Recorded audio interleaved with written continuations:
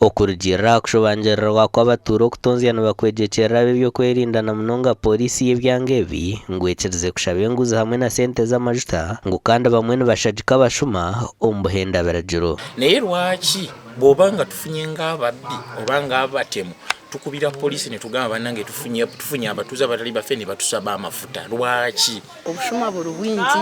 ahabw'okuba baine omwani baine ebintu byabwe bakoze konka abantu nibaija babaibira ebintu oshange embuzi y'omukaikuru eri aha kitsibo nibagitwara nitujumirira abantu aba bashuma barekera aho okwiba ebintu by'abantu omugombora yacunuukana rya ntonda barikuteekateekwaho kunyangara z'abantu n'eminyeete myina zerikuhenda amaju g'abantu okwiba sente hamwe n'amatungo kandi omukuru w'entebe yakataana kabukiire mbarakyana ezi konka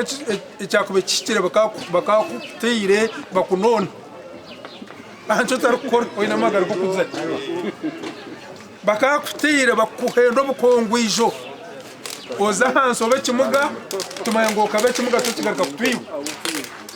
nimunyetegereza baza abantu kuza okusingi security aba president witu bulungi ekyakabiri kureba obwine obuheereza kuko twareta aha ekyakasha tukureba abantu bamanyisibwa amahorere sensitization of the community z'ekyababizi bani bakukora hatiya ekinani nyenda clarifyinga namara hano kinuka aha emyezi ena na nesande ibiri kino muntu warantere esimu ngo ayije ngo yatira emergency nambuza amajuta tikasa kuchikora nyuko nguza kubani nyenda ku zaika shahimone trick pikini jidekamu shiringi kanana bantumwe eminyeto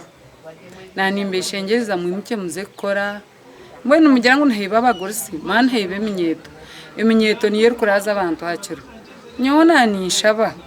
ngwe eminyeto egi yegomboreji ninga hihanga ryona mwimuke muze kuronda emirimo kandi hono omukyanga eky'oruguuto rwa kilometers 19 kuruga Kashambya kuza Cunukana Kashagamano rwenda kukorwa sente z'orukwingana miliyoni 907 eza Uganda Road Fund kumanyisa ngo buri kilomita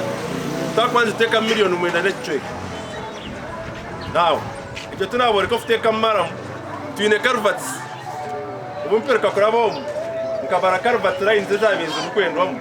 kazi lines 15 aba bashabirwa kurukoresa ebyentunguko mu cyanga cyabo bakarugo mu kwiba amakuraga gashakwa Sande K William.